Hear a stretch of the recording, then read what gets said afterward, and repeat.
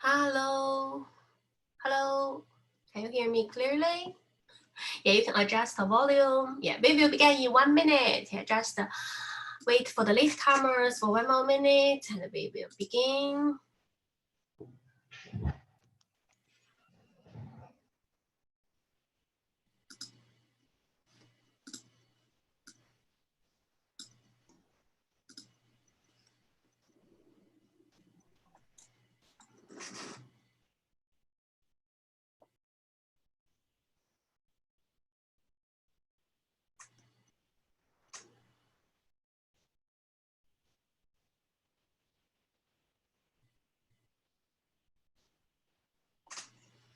Yeah, I might share my screen with you guys and yeah, we will begin soon.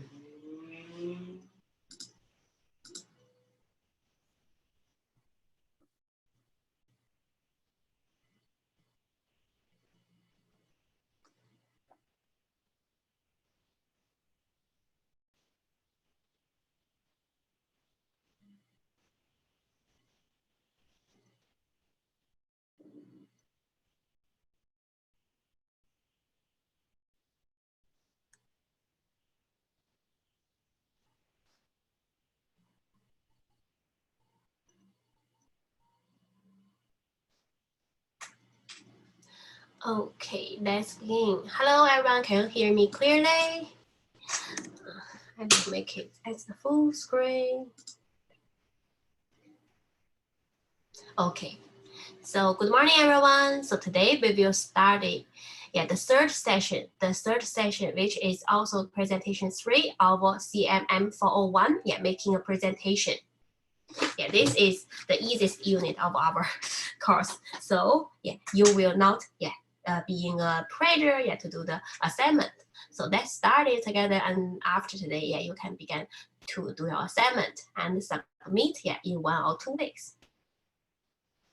So for this presentation, we will introduce the concept of developing a relationship with the audience.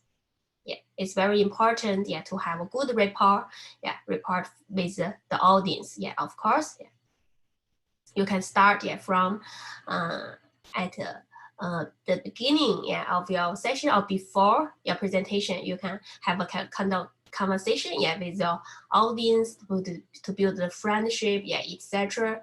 And also in your presentation, you can talk about some stories, to make sure you have a good relationship, always a good rapport with the audience. And second, be aware of nonverbal communication. It's important to show your face, and most of the times, we just present as a face-to-face situation. So you need to use the nonverbal communication, like your gesture, your dress, are also very important. And using media effectively, like PowerPoint, or broadcast some video, audio, as a part of your presentation, or use like the whiteboard, or you can have the projector, etc. And creating a useful PowerPoint presentation. Today I will broadcast a video regarding how to make a good presentation, which might be useful for you to make a PowerPoint. And selecting appropriate presentation aids to support your outcomes. You can also prepare some gift as a bonus if anyone answer questions, etc. Or last week we have started like the layout of your room, how people will sit together. Those are kind of aids to support your presentation, the outcome. So let me explain them one by one. The third session about the delivery. So what do we need to take care? So first, report.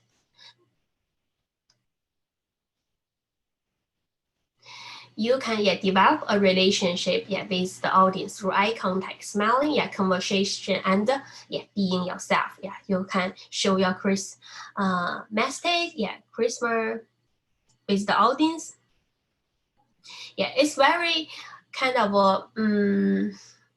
sometimes it's not yet very easy to build a good relationship with the audience, right? But it's very easy to kind of have a bad relationship. So be careful, if you want to say something or make a joke, And we can have some strategies, like the body language, like your tone of your voice, etc., to show you are you are very friendly, Ways to build instant rapport are chat casually to the call audience before the presentation start. As I just mentioned, start a conversation about their interests, check their background, etc. Have an informal talk with them as well. Make a good strong opening to build trust. Maybe relate to the audience. I remember, I also watched some presentation videos. It's about maybe at the beginning, like some actor, they have done when they make a speech in the public. They will say something if like you present in a certain province, maybe like China or certain country, and you will relate yourself, to the situation, to the home country, to the city, right? You present it, to make sure, they feel, oh, you are familiar with us, something like that, and use the eye contact, be warm and approachable, don't hide behind the lectern of table, you can walk, a little bit, for the business, presentation.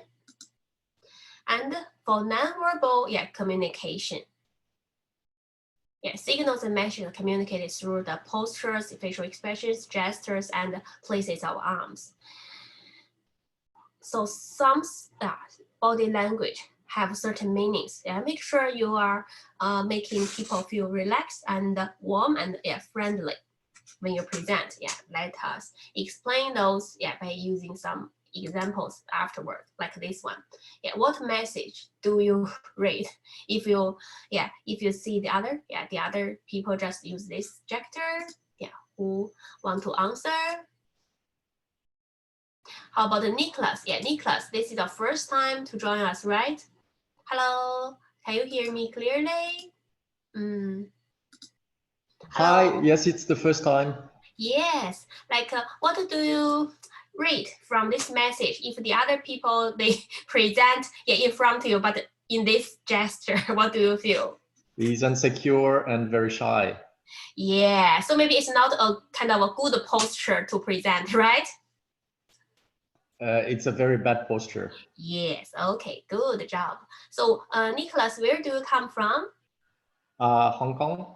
Hong Kong, okay, welcome. So this is our first term? Yes. Okay, no problem. And Nicholas, because we will record the attendance automatically by Zoom. So if you can you maybe put your full name, and if you know the student ID, full name and student ID, then Zoom will record your attendance. I cannot. Sorry, I cannot change the name because I used my Zoom account for many other things. Oh, so you just want to use this, right? Yes, please. Otherwise, I need to open more accounts. Okay. But I will send you my full name and my picture, everything. Okay, you can just use the chat function. Yes, okay. Thank you. Yes. Like Wan Tong, and Longbin, they have done a good example. Okay. You can change, but you can change it here, and then you need to remember to change it back. Anyway, if you can, I just want to remind you. Okay. Okay, no problem. And next, so what is your impression? So this one is much better, right? Not just like the one, Nicholas, answer the question. This one, no, this one not as good as this one. How about this one? What do you think? Let me check some others. Dong A, are you with us? Dong A? Hello? Sometimes the connection is not very good. Hello, Dong A, are you there? Anyway, maybe just mute it. This one is also a bad example. Yeah, as you can feel, right? Because we have particular meaning as we stand to the way we stand. For example, arms on the hips, for example, can seem quite belligerent, and hands behind the back is very formal and rigid looking stand, right? That is often known as the military stand. People in the armed forces stand that way when at ease. Placing hands in pocket on the other hand looks casual. Some other things you need to remember what you should do, what you shouldn't do.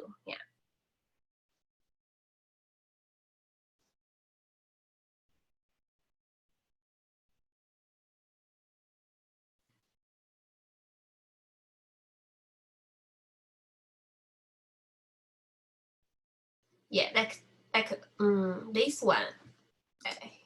Sorry, this one. This one is belligerent as well, right? Like hostile, aggressive, belligerent. So not very good example. Please, don't use this. What do you feel? Do you feel the same? Hello, Wan Tong. Hello. Yes. Hello. What do you feel? What are your impression if the other use this non-verbal like communication to you, this gesture, this posture to you? What do you feel? Do you think it's a good or bad example for non-verbal communication during the presentation? Yeah, I think she's not a good behavior. I think she needs to put her hands along the leg, or I mean, no need to how can I say? Maybe just put the hand like relax, like along the body, but not cross them, right? Yes. Yeah. Okay. And have the face and have a little bit to smile and and also the smile. Good point. Yes. Yes, just the two main points you already mentioned. Yes, good job. So this gesture like similar to the arms on the hips as well. So it's kind of belligerent, hostile, aggressive, which means belligerent. And nervous, like make the other people feel nervous at least, right? And also the facial expression, not very friendly. Okay, good job. And next, what does this stand suggest? I think this one, the same thing, as I mentioned, arms on the hips, right? Belligerent, hostile, aggressive. Not a good example either. Kind of want to fight here with each other, right? So, and what do we interpret this gesture? It's quite easy, right? How about Wanjiang? Maybe Wanjiang is doing something else. It's understandable. We work, sometime at the same time when we start. No problem. So this one is a good gesture, right? We like this. If you feel the audience answers something right and you kind of encourage them, you can use this, of course. Okay, so remember all the different gestures, although sometimes it can be the challenge, what gesture you need to use. So you need to practice, like the mirror practice from our student workbook. You need to rehearse and practice in mirror, especially when you have a important presentation. And there are some other gestures, like the step.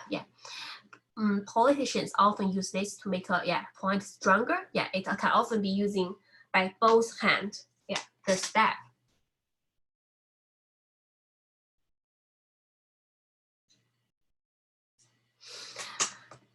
You can find it from student workbook. The hands are held in front of the body with elbows bent. The fingers open and the palms facing each other. It's called the stamp. And working together, yeah, useful when talking to a team. Yeah, this gesture use hand in a sideways motion, yeah, to direct the audience to the relevant, yeah, information. Yeah, the speaker remains facing the audience. Yeah, you can have a look at student workbook. Yeah, it also explained, yeah, those gestures. And on the level, yeah, the hands, which means, yeah, the hands start at chest height, yeah, with palms towards the body and move down and outward in a leveling movement. And this says that the speaker is being plain and straightforward, giving the fact. Yeah, it can have a calming effect. Yeah, those gestures. And another one, yeah, eye contact and your, yeah, facial expression. And for the eye contact, make sure, yeah, not to miss out anyone. Yeah, please, yeah, look all of them. Like sometimes, yeah, maybe left side, sometimes, yeah, the people in front of you, sometimes at the back, sometimes, yeah, to the right. Don't forget a certain group of people. And yeah, making eye contact, it can be, yeah, easy to, yeah, miss some sections of the room, or yeah, you have a preference. So yeah, just remember that. And yeah, use, yeah, plain English, yeah, which means, yeah, English is simple and easy to understand. Yeah, don't use too difficult, yeah, terminologies. Then you can build the rapport, yeah, as we just mentioned, and have a Q&A session. Yeah, give the audience a chance to ask the questions. And use media. Visuals can add meaning and interest to your presentation. Yeah, like at the beginning we already mentioned, yeah, the projector, the whiteboard, yeah, or some flyers, etc. Yeah, you should choose only that support your message. Yeah, you can decide, yeah, what visual aids, yeah, you want to use. Yeah, this should be, yeah, developed after the plan and the, yeah, script. This doesn't mean that you should ignore them at the, yeah, beginning stage. Yeah, but the plan is the fundamental. Yeah, you need to, yeah, complete them first, and then, yeah, create your, yeah, visual aid. Yeah, after you have your presentation plan, yeah, think about, yeah, what visual aids you can use. It also include like the storyboard. Yeah, you can, yeah, use a storyboard, develop a plan. Yeah, and yeah, flip chart is, which is a large white pad, yeah, supported, yeah, by an easel. Yeah, this one is specifically, yeah, speaking, is called flip chart. Yeah, the whiteboard is bigger than, yeah, this one is flip chart. Yeah, whiteboard is like a blackboard, is bigger, and it's not yeah, made by paper, yeah, but plastic. But this one, yeah, called flip chart. It's supported by the easel are used with most medium, yeah, to small sized group. Yeah, like this situation, yeah, use the flip chart. And the advantage of a flip chart, yeah, you can like discard this paper after you finish, yeah, one page, and then, yeah, you can write, yeah, something, you can write, yeah, something on the second page. So advantage of a flip chart, yeah, it can, yeah, becomes a permanent record, right? Yeah, not like a whiteboard, you need to wipe it, right? And making it easy, yeah, to refer back to, and doesn't require a power source. Yeah, it's environment, yeah, friendly, can be used at any venues. Yeah, if they don't have it, you can just bring by yourself. It's not that heavy to bring. Yeah, for some like a meeting room which doesn't have the whiteboard or blackboard. But the disadvantage, yeah, what do you think? Who can tell me a disadvantage of the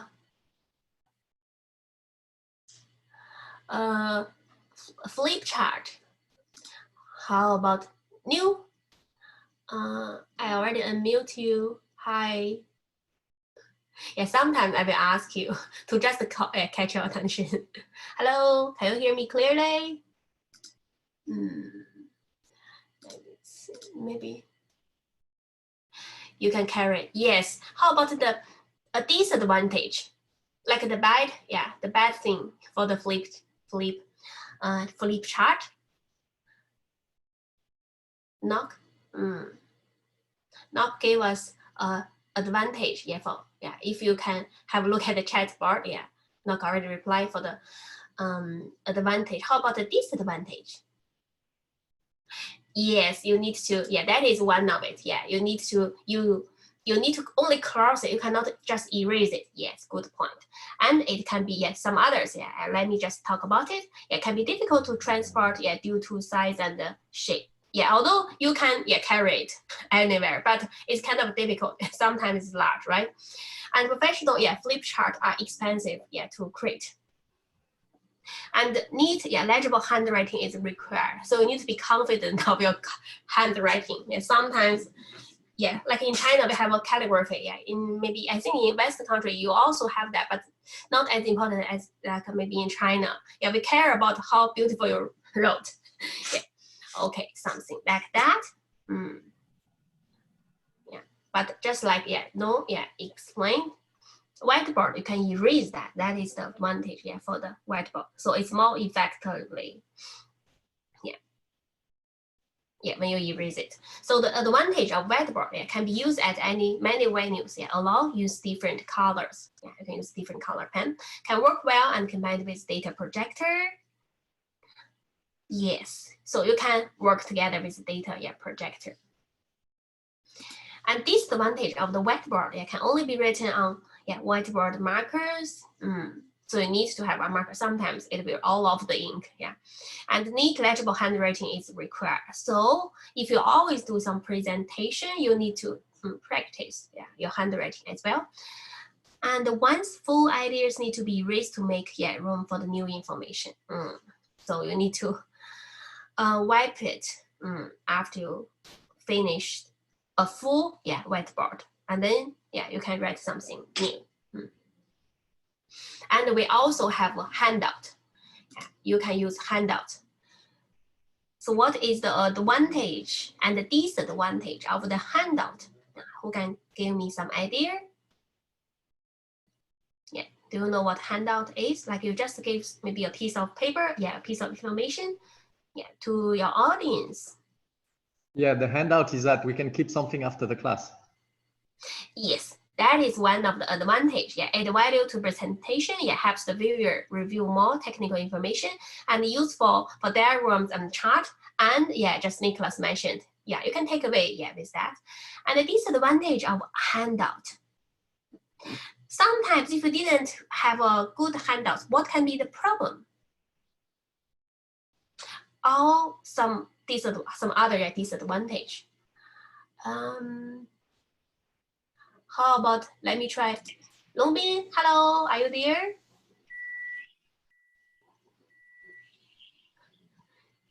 The disadvantage of handout, what do you think? Yeah, maybe Longbin's microphone doesn't work. Anyway, yeah, disadvantage of handout. Yeah, let me give you some hint. Yeah, which you can also, yeah, read from our, yeah, learner's guide, student workbook. Like too much information on a handout can make it, yeah, ineffective. Sometimes, yeah, we get handout with too much information. Yeah, or sometimes you can just use the print out version of the PowerPoint. Yeah, that might be, yeah, better, right? And can distract the audience during the presentation. Yeah, when you kind of deliver the handout, right? Yeah, can cause disruption when being distributed. Yeah, something like that. And PowerPoint presentations, yeah, we can use the PowerPoint, yeah, the projectors, yeah, to broadcast the PowerPoint. Are often overused. Yeah, sometimes just to have some variety, yeah, use something else, and are often incorrectly used. How to make a good PowerPoint? Yeah, how to design it? Yeah, I will broadcast video at the end, and yeah, we can have a look together. And no substitute, yeah, for a live presenter. Like we always use that. Maybe sometimes, yeah, you just focus on one. Maybe you can choose, yeah, another one at the same time, yeah, to have a more variety, right? Yeah, multi-channel, yeah, like visual aid. And also, yeah, when you use the projector, yeah, make sure the machine are warm up, yeah, slowly, and you need to allow time for that.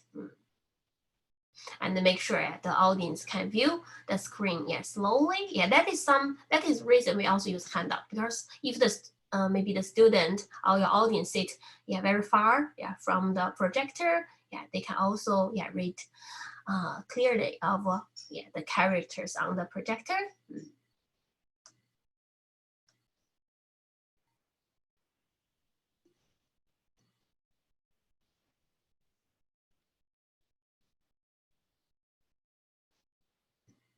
And make useful slide presentations. Remember, follow your plan and your student, like your audience, to create, like a summary, at the beginning and at the end, to make sure structure is clear, to the audience. Include only one key point per slide.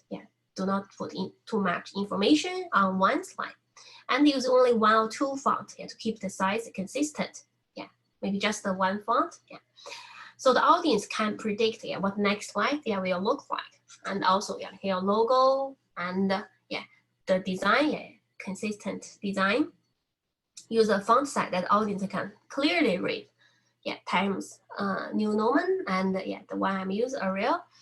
If you have to make the font smaller, to fit all the information on the side, it's likely that you're trying to fit too much information on your slide. I heard from like a staff from an advertising agency, like a 4A advertising agency. They will not put information which is more than 5 slides, more than 5 lines per slide. So only some very obvious information. For other point, you just use a word or some other visual aid to elaborate. Otherwise you might try to read the slide, and the audience kind of feel bored or tired by using too much information. So at least don't put too many lines of the content on the slide. And include only image that say something, not just make it look pretty. The image should relevant to the content, not just to make it pretty. And use simple image, not complex ones. That has to be explained. And include the logo or brand, as I mentioned, in the bottom or at the corner. Keep any metaphor you're using consistent throughout, as confusion will arise if you suddenly introduce a different metaphor. And if you use a humor, also need to be careful, whether the audience will understand that, or you explain that. And keep colors to a minimum and use them thematically consistent. Changing colors and background can be aggregating. So I will explain into the details in the next few slides, like this one. Too much information. If I put the information like this, you will feel, your eyes will feel sore, right? You need to take more time to read it.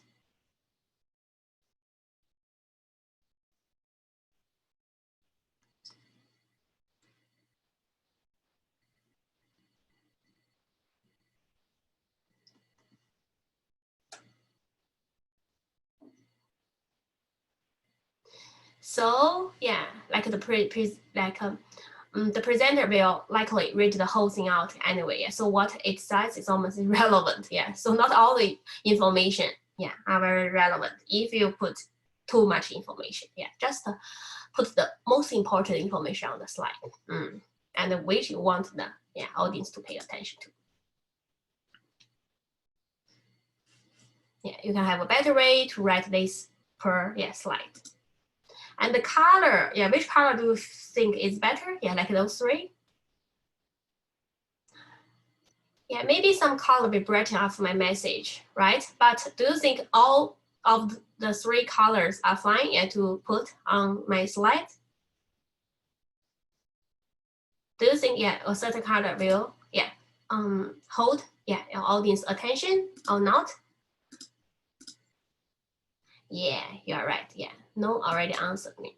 So for those 3 answers, like for those 3 colors, which one do you think is the best? Which one is the worst? How about Felix?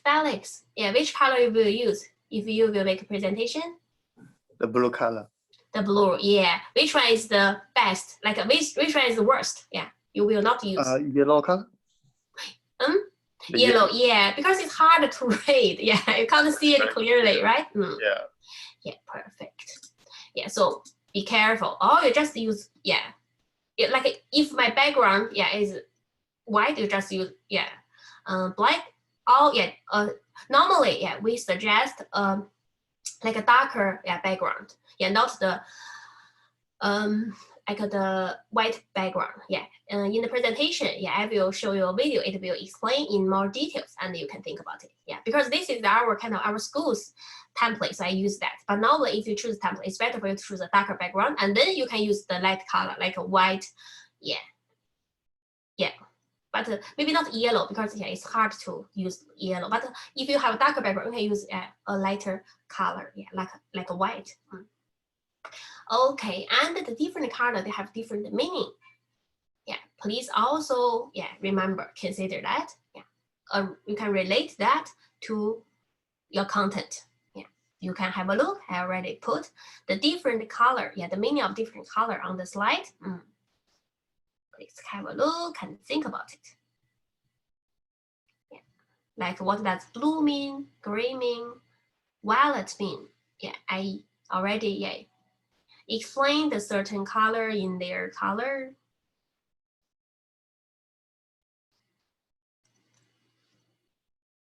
Yeah, orange enthusiasm. Yeah.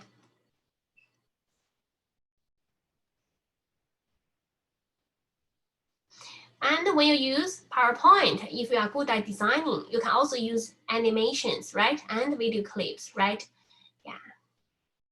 To make sure, yeah, like people will, yeah, feel interesting, yeah, when they, yeah, watch your presentation, right? Yeah, you can have some animation, yeah, by using the functions of animation on PowerPoint. Yeah, are you, yeah, familiar with that? Yeah. Just keep that in mind. Not very hard, yeah, to study, yeah. Just try a little bit on the PowerPoint. Yeah, you will know, yeah, how to make an animation. And also something you can use, yeah, are props. Yeah, a prop, yeah, refers to any kind of object or items that you might work with to gain the audience attention. Like for me, like when I teach at like University of Melbourne, RMIT, and Monash, I will use a microphone, yeah, like a physical microphone, yeah, to speak, and also, yeah, ask my student to answer questions. Yeah, it's a prop, like to catch attention, and it also amplify, yeah, my voice and also the student voice, then everyone, yeah, can hear that clearly. Yeah, because sometimes if we don't have microphone built in the classroom, then you might, yeah, think about it. Yeah, otherwise you yell. Yeah, otherwise, yeah, you can use a prop and many other props. For example, a presenter, yeah, was having difficulty explaining the complexities of a process of talking, writing documents apart and putting it together, yeah, to create a training program. Yeah, description, yeah, didn't seem to work. So a diagram, yeah, was still, yeah, one-dimensional. The audience seems as confused. So eventually, yeah, you can find a simple puzzle, yeah, constructed of the brass, wire, and the beads that were, yeah, intricately, yeah, fashioned, so that if you, yeah, push the one half more, while all other, yeah, would follow an exhaustible, yeah, set of figure and shapes would be created. Yeah. Anyway, just use some prop, like some game or some toy, or yeah, anything, yeah, you can, or some puzzle, yeah, anything you can use, yeah, to catch the attention and also explain your concepts clear. Or many other things, yeah, to stimulate the sort of discussion. Yeah. And another colleague of me, yeah, at University of Melbourne, when, yeah, she wants the student to answer the question, she has a little toy, a mouse, yeah, like a toy mouse, and then, yeah, throw it, yeah, to the student, and who, yeah, got it, that mouse, and who will, yeah, answer the question. Yeah. Many other props, yeah, just make the classroom or your meeting room interesting. But it depends different situation. I don't think it's, yeah, like useful if you have a serious business meeting. Yeah, but if for the classroom or just with your classmates, your peers, yeah, it's fine. Sometimes, yeah, you can decide by yourself. And the font, yeah, which font, yeah, you feel is better. Yeah, make sure you need to have a clear font. Like my current font, yeah, like this one. I think this one is better, right? Anime or yeah, Calibrate, right? I think those two are much better. Yeah, and also yeah, Times New Roman, but not yeah, maybe the font in the middle. Yeah, right. They are two kind of abstract. Yeah, Rave, yeah, not clear to read. Those are two yeah easy, and yeah, you can understand them easily. Yeah, make sure it's formal. Yeah, and match the content. Yeah, not like the random note. Of course, you cannot put them all together. Then it's like here, it's a random note. Make sure you only use one. Yeah, or maximum yeah, 2 fonts. And you can yeah present and deliver yeah your practice your presentation skills, your delivery skills. Yeah. And you need to yeah have one presentation yeah, make by yourself, which is one part of our assessment. Yeah. You can yeah, record by Zoom by yourself or book appointment by Gagan. Yeah, Gagan will record for you. Yeah. Now we are using Zoom, right? You can also yeah, schedule a Zoom meeting yeah, just with yourself. And then you record it and then submit the video evidence. Yeah, because for the presentation, they also need you submit the video evidence. Because now we are teaching online, so we need the video evidence. But when we go back, yeah, maybe yeah, if you can't do that, you can skip that. But for the period we are teaching online, yeah, you need to submit the video evidence as I already mentioned yeah before. For the presentation and the role play. Yeah. For the role play, I think you have to make appointment with Gagan because you only have yourself. You need the other person, like the assessor, to play the other role, right? And now please try to yeah play with your PowerPoint here for some functions yeah on the PowerPoint and select the media that best support your key point. Yeah, some of them we just yeah elaborate it and study together, and complete a self-paced activity in section 3 of the student workbook. And I remember yeah, one student emailed me regarding your assessment of the CMM401, yeah, the current unit assessment. It asks you about like self-evaluation. Yeah, I didn't put like a template online, but if you read your student like assessment, like the student workbook, learner's book, learner's guide, it already has an example in section 1. Yeah, here, learner's guide. It's a reference book. You don't need to submit anything yeah, for the activities, only for your reference. Yeah, but you only need to download the assessment tool. It asks you to have like a self-evaluation and yeah, like survey from the audience. Yeah. In the learner's guide, it gives you some example, or there are many other examples online. Yeah, you can just Google to find any template and use them directly. Because you need to predict you have some like presume yeah you have some audience. Yeah, or if you want you can just present to us now. Yeah, then you have the audience who are your classmates. Yeah, and I already recorded the session and I will yeah just ask our admin yeah to like edit yeah the video and yeah give your part. So I want to ask you, have anyone of you yeah, already finished the assessment tool? Yeah, only this one. Yeah, like Nicholas will just joined, I will show you. You only need to submit the assessment tool. So if you want to get the certificate, you need to yeah, finish 12 units, right? And then which means you need to finish yeah, 12 assessment tool. Yeah, this one, only this document need to submit. And if please fill it. Yeah. With your name, yeah, student ID, and yeah, sign it. And also insert your yeah, answers. Yeah, the assessment 1 is about the written questions. Yeah, you can find the answer from the learner's guide. And if you can't find it, just use your own knowledge or search online. Yeah, but make sure you use your own word. And if you quote something, you need to put the reference.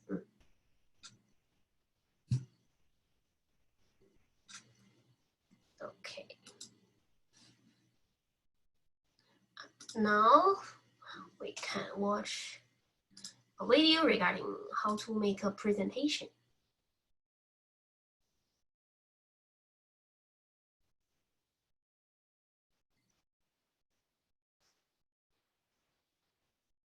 Here. Hi, have you always wanted to learn to code but don't know where to start? Sorry. Would you like to make amazing websites? Advertisement. You know the feeling, the boredom, the waste of time. This person, after 40 minutes, he or she will stand up, a bit dazed, trotting off to his own office, coming into his own computer, flipping it up, going like, oh my God, I've got a presentation tomorrow, and I do have a PowerPoint to build. Now, what is the chance that this person will build an equally bad PowerPoint as the one that he or she was by herself tortured by in the other conference room?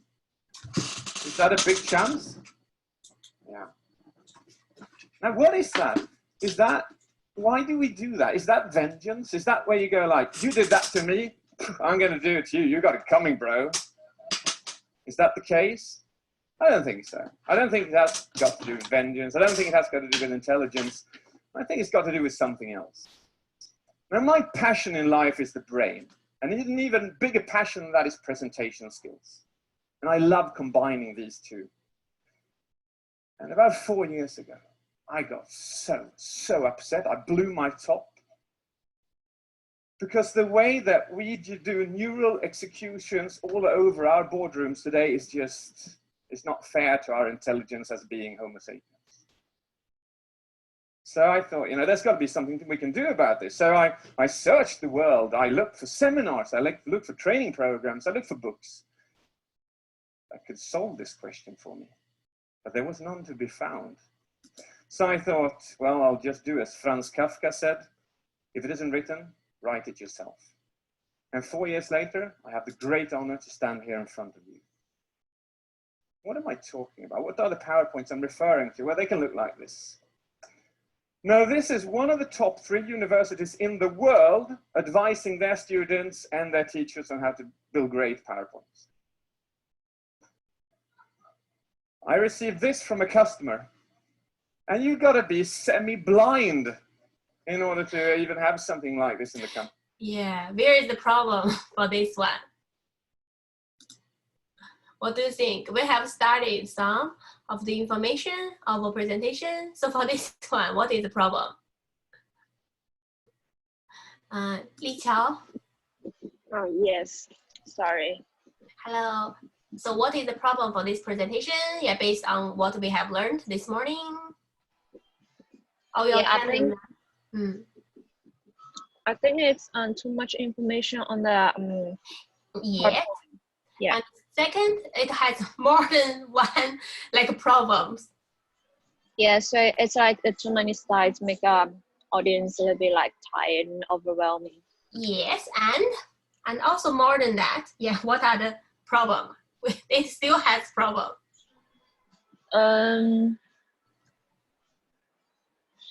The PowerPoint, I couldn't see clearly. Yes, the color. Yeah, because this part is already light color, and then your word also light color. Yeah, only at this end a little bit better, but still half is hard to read. Okay, good point. Thank you. Yes, correct. Then let's continue. I love this one. This one was awarded this the one prize. is even worse, right? A similar problem at least I mentioned. It's being the worst PowerPoint delivered by a public CEO in 2010. This was done by a CEO of a public company. So everyone we need to learn, PowerPoint. Yeah, how to make a good PowerPoint. It's a nice prize to pick up, isn't it? Oh yes, thank you. Well done, mate. And then you're like, this is bad. Can it get worse? Yes, it can. Now, this is the UN in Afghanistan, US military, describing the situation in the area. And, well, there are no comments on that. But then we go this one. My God, David Phillips, this has got to be the thing. This has got limited amounts of text. It's got a supporting image. It's got a clear headline. This is the truth. Well, the thing is, if you recognize yourself in any of these, which I think you do, nodding away, I want to make you aware of the following. That if you delivered a presentation with something like that behind you, 90% of what you said was gone within 30 seconds.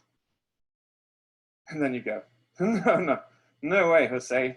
That is way, I know it's bad, but it can't be that bad, can it now, really? Well, just let me give you an example of really how bad your working memory is, and mine, for that case. I want you to imagine this situation. You're at the train station and you're waiting for the train. You can see it coming in the horizon. You're fiddling away. You finally find where you put your ticket and you take it up and you go, car 5, seat 42. Got it. Have you? You have absolutely no idea where you're going to sit, do you?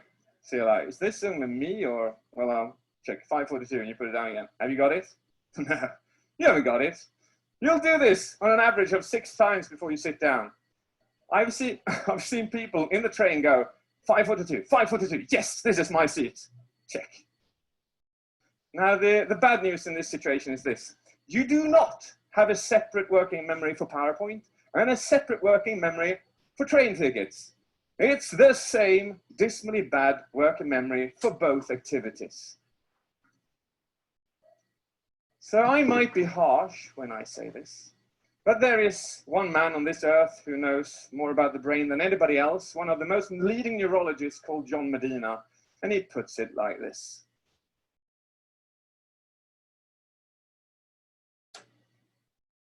And it's with his words that I welcome you to How to Avoid Death by PowerPoint. Now, my objective for this evening, for these 18 minutes, is to give you 5 design principles that will cognitively and psychologically optimize your PowerPoint slides. And if you haven't used them before, they will make a tremendous difference to every PowerPoint you'll be delivering from this day and on. So let's start. The first one of these 5 is one message. I received this from a customer and I said, hey, we've got a lot of issues in here, but let's start with the first one. You got 2 messages.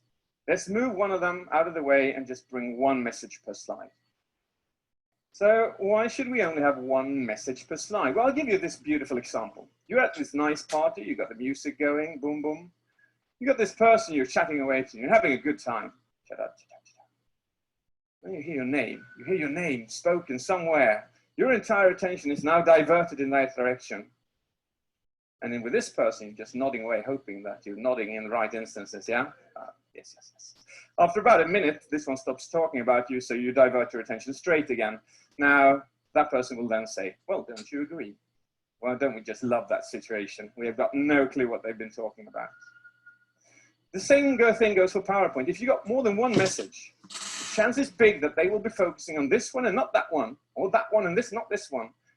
Just make it simple for human beings. Have 1 message per slide. We are extremely limited to understanding more.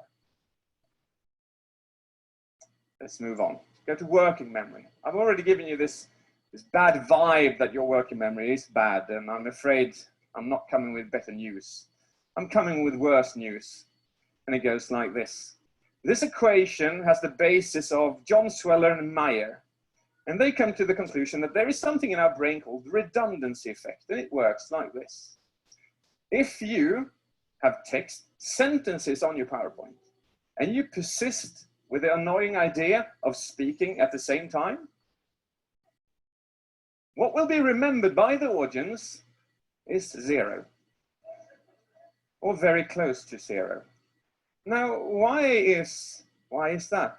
How does that come about?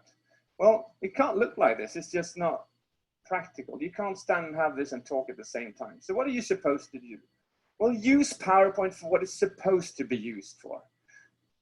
Pick it like this. Pull down your text into the documentation field and use the area up there for the presentation material. Short, sweet bits of text and an image. That is what enhances your image. That is what enhances your message. So use PowerPoint as it's supposed to be used. Come to the third of these 5 principles, and that's size.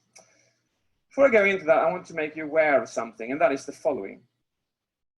Every time you open your eyes for the rest of your life, you will focus on 4 things. Moving objects, signaling colors like red, orange, and yellow, contrast-rich objects, and big objects the rest of your life. Give you a practical example of that. I want you to imagine yourself being home with a friend, a really good friend. Now the television is on, but the sound is off. You're having a great conversation, but do you find it easy to not look at the television? No. Why not? Because it's got moving objects, it's got signaling colors, it's high in contrast, and they're usually very big these times. So why not use this to our benefit? If you look at this, where is your attention drawn to? Without you even having a chance of controlling it. It's going to the big three all the time. Well, have a look at the practical situation. Have a look at this. Where is your eyes drawn to? Well, I can see that they're drawn to constantly to the headline. Now, how often is the headline the most important part in a PowerPoint? It's very rare. Even so, every PowerPoint template is built like this, where the headline is the biggest object and the content is the smallest, going absolute opposite to our biological reactions. So what does this look like if we just show you an example? Well, now I'll reduce the title and it looks like this. Do you see how your eyes now fall down into the content?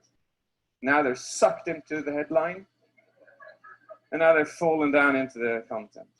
So I can control exactly where you are. But why do people build PowerPoints where people will be spending 70% of the time on the headline when it's not the most important part? So what I want you to take with you from this is the most important part of your PowerPoint should also be the biggest, nothing else. Moving on to number 4, contrast. Contrast controls your focus. So what does that look like? For instance, if I show you a list like this, your eyes are all over the place because you don't really know what to focus on. So I'll use a built-in functionality into PowerPoint which goes like this. I'll show you the first subject. I'll take it away with contrast and I'll show you the second one. And I'll do it again and again and again and again and again and again and again. You're now following exactly the white spot. If I do this, then, I can see your eyes just wobbling around. And you're a bit like, you know, a kitten going after a little laser pointer on the wall, going like, where is it? Where is it? I've got it, I've got it, I've got it. Because you're following where the white spot is and not the rest. Now, this is a beautiful example. Please do use this. Use it because you can show amazing big tables like this if you use the effect of contrast, the principle of contrast. Look what this looks like. Your eyes are all over the place. You don't know what to focus on. But I just apply the principle of contrast and it looks like that. And suddenly you know exactly what to focus on. Here, they're all over the place, and here, they're exactly where I want them. Now there's a big, major drawback with PowerPoints, and that is that the majority of companies on this earth today, they persist in having white backgrounds in PowerPoint. Look at that. Oh, it's bright, it's shiny. Could you tell me who has the highest contrast, me or the screen? Or the screen? Who's usually the biggest, me or the screen? Well, the screen. So the only option I have is dress myself up in signaling colors and jump around on stage in order to balance that problem out. And that is obviously not a good corporate strategy in the long term, would it be? I think the long-term strategy is to just switch it around. PowerPoint is not supposed to have white backgrounds. If I do this, your eyes relax. You focus on me. I'm the biggest object. I'm the most contrast-rich object. I got your focus. Why is that important? It's important because I always have been, and I always will be the presentation. That is my visual aid.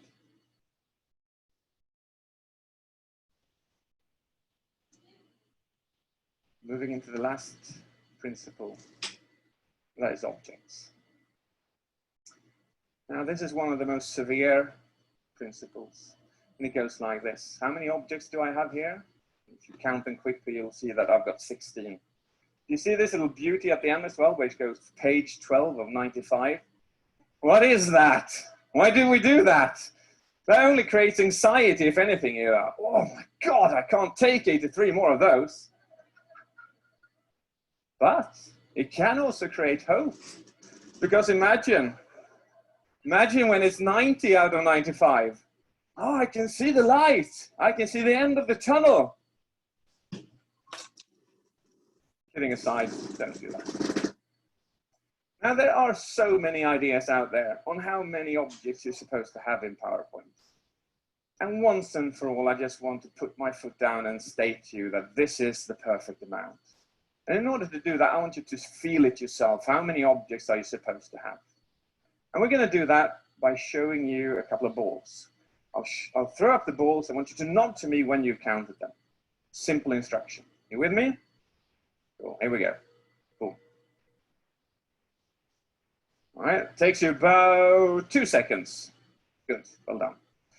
Your next set of balls, count them and nod to me when you've counted them. Here we go. Excellent. Yeah. It took you about 1.2 seconds if you're normal, which about 90% of you seem to be. We'll have the third set of balls, the last one. Look at this. Nod to me when you've counted them. Oh, what was that? I just pressed the button and you nodded simultaneously. That will, if you are normal, take you 0.2 seconds. 2/10 of a second. This will take you 1.2. This will take you 2/10 of a second.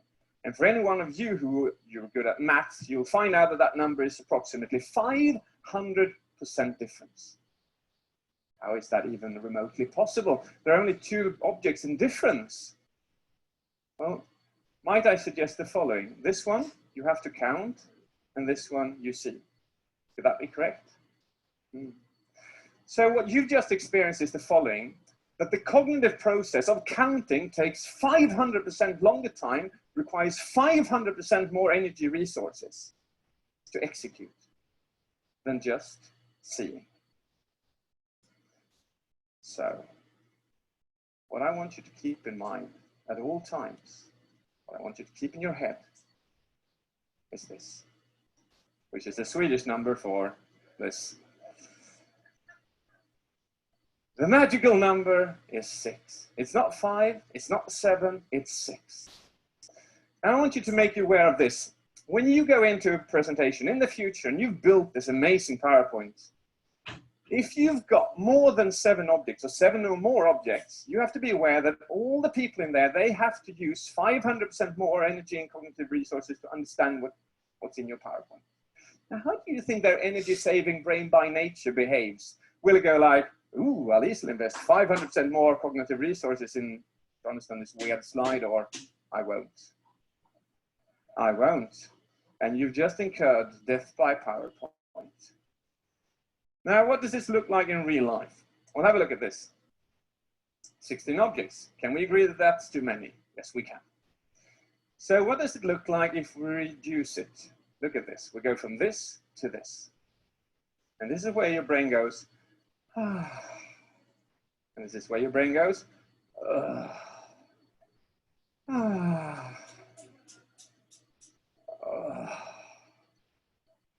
And I assume that in the future, when you deliver PowerPoints to your colleagues, to your fellow people, you want them to go, when you show them your slides. You don't want them to go,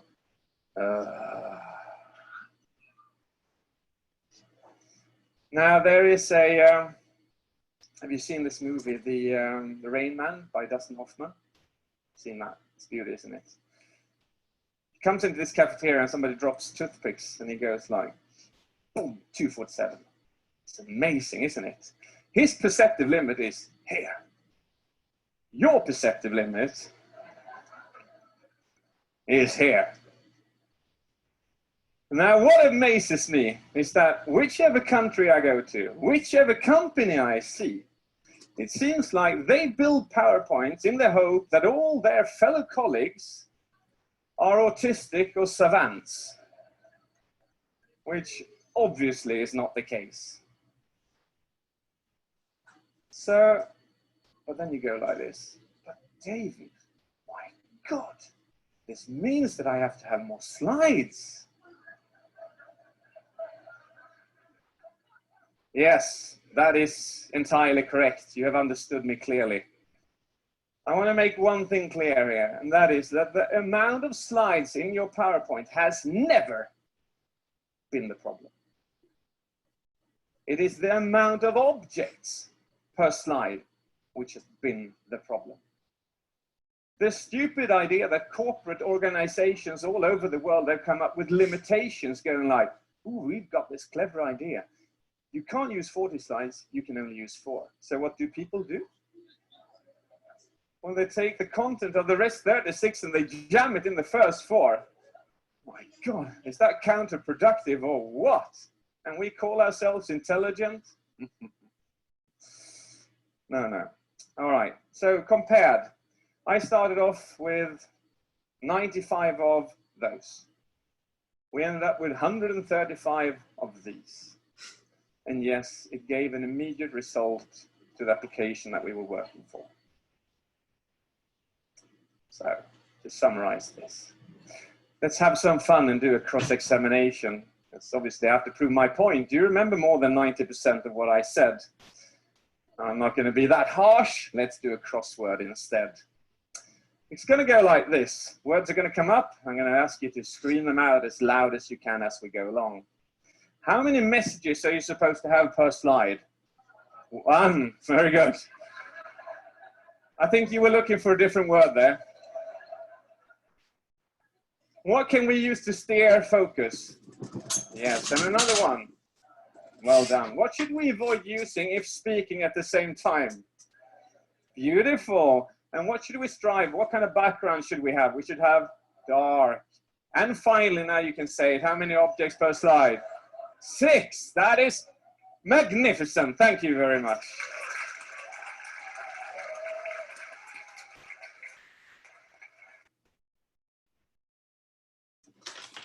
Very useful suggestions, right? Wait a minute, let me close it.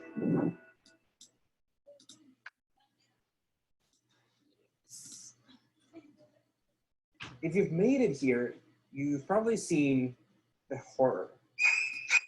Overcrowded slides, presenters that bore you to death, thousands of business presentation templates that all look the same. Death by PowerPoint is very much real.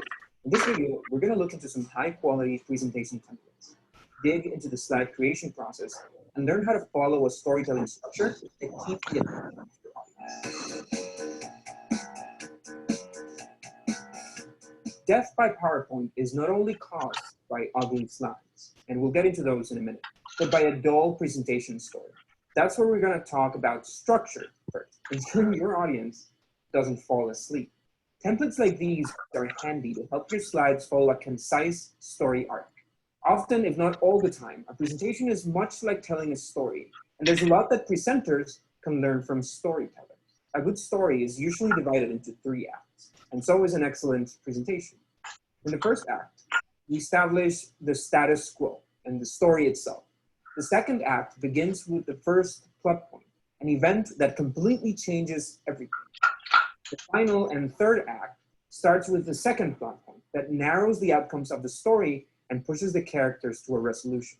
You'll recognize this arc in pretty much every novel, every story, and especially Hollywood movies, and it can most certainly be applied to presentation. Let's look at the presentation Airbnb used to pitch their business back in 2009. Notice how the first section establishes the problem and the opportunity, the status quo.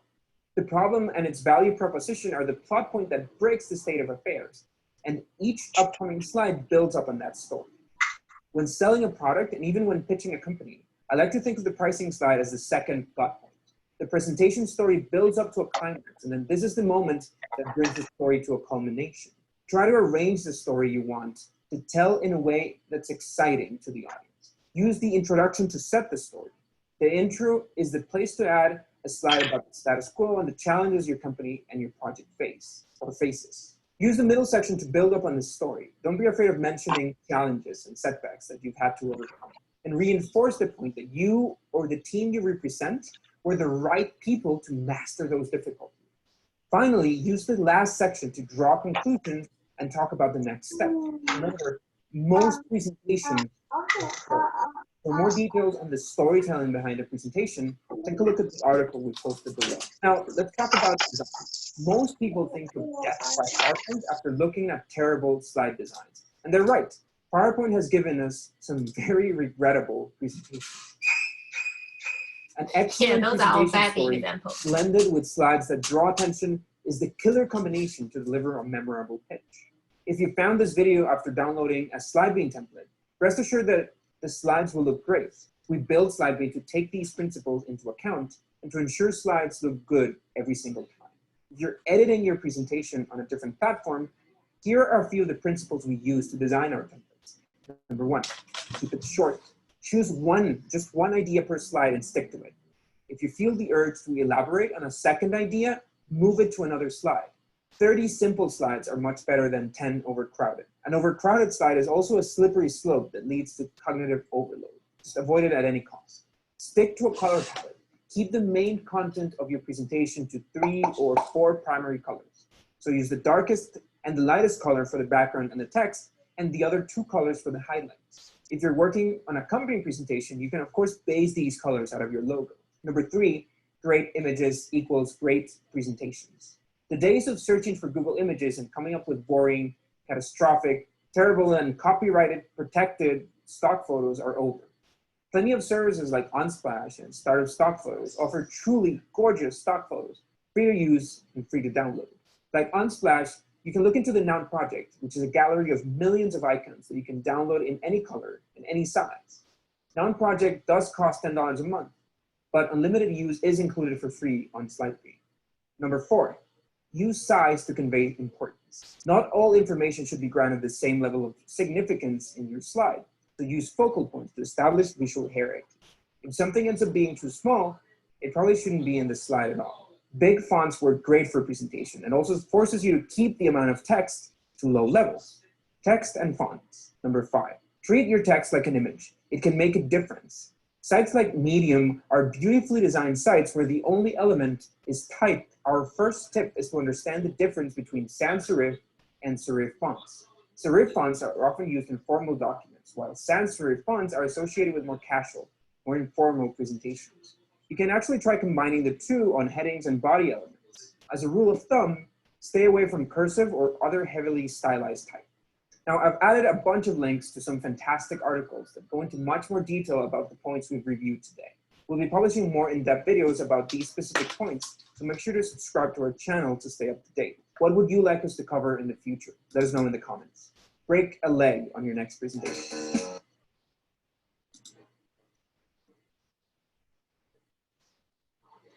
Yeah, like we have studied, what background you will use, from the presentation.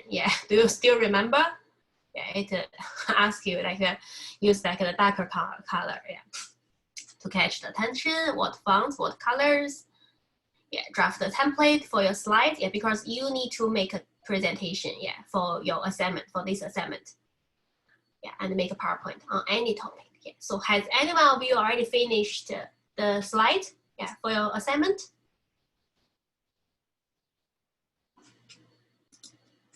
You can put it on via chat, and answer me. If you haven't, please, read the assignment book. I can understand. I think most of you haven't, because you still may be working on the last assignment, right? But no, just reply me, kind of began assignment. You can read the student workbook, our learner's guide, and begin to do the assignment. Make a PowerPoint and do the PowerPoint presentation. So for this morning, I will put a slide for you to follow. So first, presentation 3, explanation has finished, and this afternoon we will start the section 4 of the student workbook and the presentation. From 1:30 to 2:30, and then we have discussion question part from 2:50 to 3:50. If you can, please put on the full name and the student ID as your Zoom ID, then Zoom may automatically record your attendance. And for the presentation, you can record Zoom by yourself or use any other software record it, like what I just did. Now our session is recorded, right? And then I present by using a slide, and then submit the video as well. If you don't know how, just email Gagan. Because you also need to submit like a audience survey. You can just presume you have some audience and fill the survey for them, or you can present this afternoon for us, or you can just make appointment with Gagan. Gagan will help you to record it and also help you to do the role play or some like survey report. Maybe Gaban will make a report, make a evaluation, or the student who will present at the same time, just to make a point with Gagan. So every week, kind of like 1 hour every week or 1 hour every 2 weeks, Gagan will have a presentation session, to record your presentation or role play, because some assignment it needs presentation and role play, and now we need the video evidence for that. If you can do it, it's kind of highly requirement. We need that during the online teaching period. If you can't submit the video evidence, at least you need to submit the written evidence. That is minimum requirement. Okay, so I will just put my slide here. And and this is what you need to submit and fill it, sign it. I might go through it a little bit in the afternoon as well, because today is our last session of this unit. If you go to here, our course, for some students, because you just joined, the first week, like Nicholas, I might explain it to you how to use our website, Moodle website. From the Moodle website, you will see every week we have 2 sessions, Monday and Thursday, right? You only need to attend one of them, because I will repeat the content. So every week, please. Sorry, I have a question.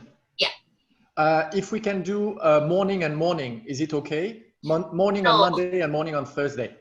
No, you only need to choose one. If you are busy in the afternoon, it's fine. You just skip the afternoon one. Okay, so Monday morning session and the morning session are still the same. We repeat the content. I see. So morning of Monday and morning of Thursday and afternoon of Monday and afternoon of Thursday are the same content? Yes. Understood. Okay. Yes. Thanks. So you just pick Monday or Thursday, or morning Monday, Thursday afternoon. Or morning after, like Monday afternoon on Thursday morning. Understood. But if you are really busy, you can just skip that session. But at least one time every week, you need to pop up to record your attendance. Of course. Yes, so I think that is clear. Okay, so we just pick any one of it. So we have 4 sessions, right? So you need to attend 2 sessions. But it should be Monday or Thursday, or 1 morning on Monday and 1 session in the afternoon on Thursday. Because the content are the same, like the sequence are also the same. And if you're really busy, you can just maybe pick one. Because we have 4 sessions, right? Just pick one. But then you miss some content. But if you can pick one whole day, and then you didn't escape from any content. And you need to meet the attendance requirement as well. So which is 1 session, like we have 4 sessions, right? 1 session every week. So at least morning or afternoon, at least one day you need to pop up. Because it's government requirement. So is that clear? And then you just go there and there is a link. You click that. So next week we will go to the new unit. So first, if you can't finish the current unit, please download the assessment tool and also learner's guide. Because next week, it might be hidden from you because our admin, they don't want you to get confused. So you will only have one unit, the current teaching unit on your Wall Street College Moodle. So next week we will not see this page anymore. So please download the assessment at least. And when you submit, for the next unit, you will still have a section called previous assessment submission. So you can submit it. But you can't find the previous assignment guide. And assignment 2. You can try it. You can try it now, like here. Because I'm the trainer's version, I can see all the previous unit. But now I think for your student version, you can only see 1, right? You can try. How about Nicholas? So can you only see 1 unit, CMM401 now?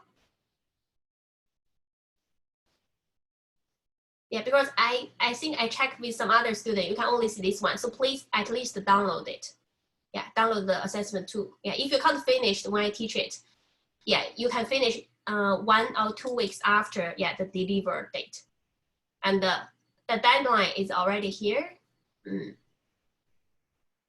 yeah, just submit, yeah, before the 31 of, yeah, the 31st of May. Okay. And this afternoon, I will also help you to go through a little bit of the, yeah, assessment too, and then, yeah, you just feel much more confident, yeah, to do the assignment. Okay, I will only share the small screen now. And yeah, one of you have a question, let me see.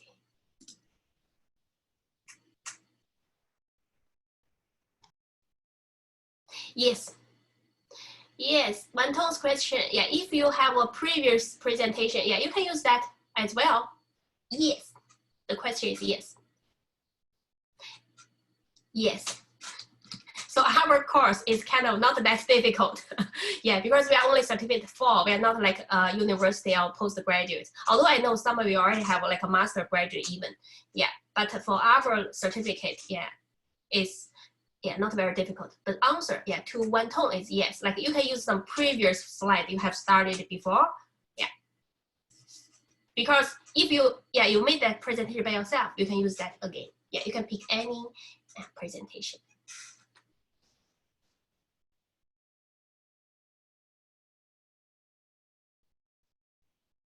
Non-can, yeah. Your question. You mean you want to use the capital letters for the entire presentation? Yes, if you want, sure, no problem. Yes. Yeah, just don't make too many information. Like this one is a bad example. I make too many information on one slide. Normally only 2, like only 5 lines. Yeah. Maybe I need to, yeah, this one, this PowerPoint needs to revise. Maybe let me, like this one, I need to revise it a little bit. This one has too many information. It's not a good example. Like I need to make it, yeah, because I just want to have more, put all the information here. But this one kind of has too many information. Yeah, but that is the slide I want to put when I'm not talking. Yeah, I will just put it until 12 p.m. Yeah, so every day your session is from 9:30 to 12. And then you have 1 hour and 30 minute lunch break and 1:30 to about, yeah, 3:40 or 3:50, yeah, before 4. So yeah, for the time, kind of a half of the session, I will deliver the lecture, and for the other half is kind of your study time. And if you have any question, ask me. So I will, yeah, leave this slide here. Yeah, so I put more information. But if it's a formal presentation, this one is too much information. It's not a good example. Yeah, I will revise it. Okay, yeah, already clear.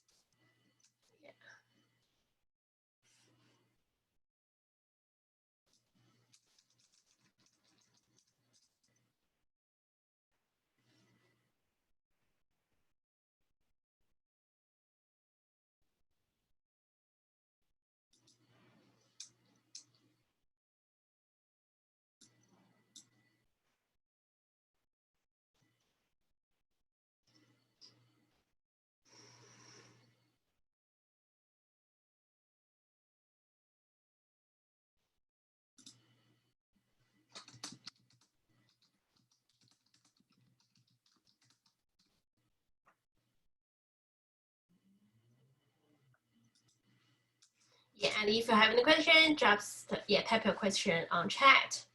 And when I have time, I will answer your questions. Okay. Then I will, yeah, put this slide here. Because I will not talk, yeah, when I put this slide here, it's kind of, you can just put like your Zoom, yeah, into the minimum, yeah, icon, and yeah, put it as the background on your computer, and you just study along the way. Yeah, if you have any question, you can pop up, or you can, yeah, end the meeting and just come back again at 1:30. Yeah, so I will be here until 12, yeah, before your lunch break, and I will come back at 1:30. I will so end the meeting for 1 hour and 30 minutes. Yeah, so during those time, yeah, for some students, you're already familiar with the content, right? You already be here for a few weeks, then you already know it. Yeah, you can online or log out or just mute yourself and do whatever you want and study at the same time. Like a rehearsal, rehearse it. Yes, just a practice.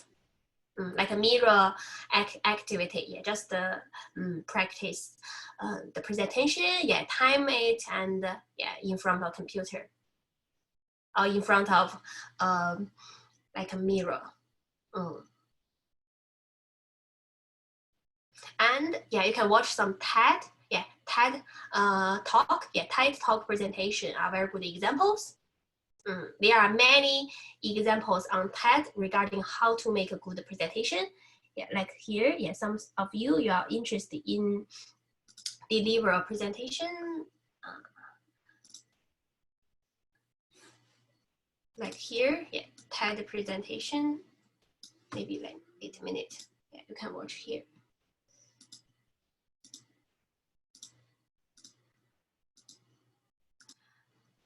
And then I will post the link.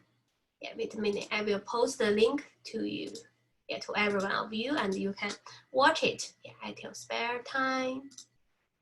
Here, TED Talk. The only way to practice the delivery skill is listen and practice. Some good, like it's also the tips for you to study English. It's maybe every day or once every week. Watch a TED presentation and then practice any topic you like. And make PowerPoint and practice it. I already give you a playlist. Please watch it by yourself. When you have time, you can watch it now. I already shared the link via chat. For also everyone, you can have a look. And here, I also copied on my slide. Yes. And I think, when I read the question, Wantong also has a very good idea. Wantong New has a great idea. Like you can maybe use like a presentation we have studied before, like that unit. Like we have studied like MKG407 apply digital solutions to work process, right? Like Zoom to introduce Zoom, right? And then you just practice that again. But maybe you revise that a little bit, to improve. Like you will be advanced than your previous unit, right? You are still learning. If you have time, I recommend you like because we have started how to make a presentation, how to design presentation, and like you have some tips about like use the animation, right, in your presentation. So maybe you debug that a little bit. Not just submit the same thing, but same content, and you revise that. So that is a good idea. Not just submit the same thing without any change. That is, although that is acceptable, but I think that is too lazy, not a good student. Can you maybe revise that a little bit? And then, because you already presented before, right? So for this unit, after you have studied more, what have you changed? Yes, and then, you will be done. So is that clear? Don't, self-plagiarism. You can improve from that. Please, revise it a little bit. Okay, clear? Any other questions? If no, I will just give you time to start by yourself to do the assignment. Because that is the most important thing for you now. Okay, any questions? Hi, teacher, can I ask you a question? Yes. Okay, so for the assessment task 2, so we have the presentation plan template, so we can find on the student book, right? Yeah. And so in so do we need to submit the presentation template with the assignment as well? Yes. Okay, so and for the assessment 3, there's a evaluation tool. I don't know where can I find it. Student workbook has that. So the same thing. So we fill up and just submit with the assignment, right? I will explain this afternoon as well. It's a part of the presentation in this afternoon. Because I'm just wondering if I missed the class, so I maybe just No. ask you. We haven't started that. Yeah. Yeah, I mean, just this afternoon. Yeah. Yeah, I mean, just in case I will miss the class. Yeah. No, yeah, we haven't started that. We will start Yeah. this afternoon. Yeah, but if you want to know, I just tell you briefly. Like you can Google that. Yeah, you can use any template. Yeah, online, or you can use the one. There's an example in the assessment in the learner's guide. Yeah, the learner's guide. Do you know? Yeah, where to find that? Here. Yeah. Here's the example of the tool, the evaluation tool here. Yeah. You can use that, or you can develop by yourself, or you can just Google anyone. Yeah, and I will also explain that this afternoon. Yeah, we haven't started that. Don't worry if you don't know it, because we haven't started. It's only the third session. We need to finish all the session, the fourth session, and then you can do the assignment. Yeah, but I know some of you want to maybe be the early bird to finish earlier. So if you want to begin to do it, you can. But you just wait. Yeah, I will explain that this afternoon. Okay, so I'll see you this afternoon then. Thank you. Yes, and I kind of already answer you. You can, if you want to do it, you can begin to do it now. Yeah, just as I mentioned. Yeah, read the learner's guide and Google it. Yeah, and then you can find some example. Anyway, it's fine. I'll just wait the session this afternoon. I will explain. Yeah, for this afternoon, I might help you to go through. Yeah, go through the assessment tool a little bit. Yeah. Okay. So I will mute myself. Yeah, if you have any questions, just use the chat function to write down your questions.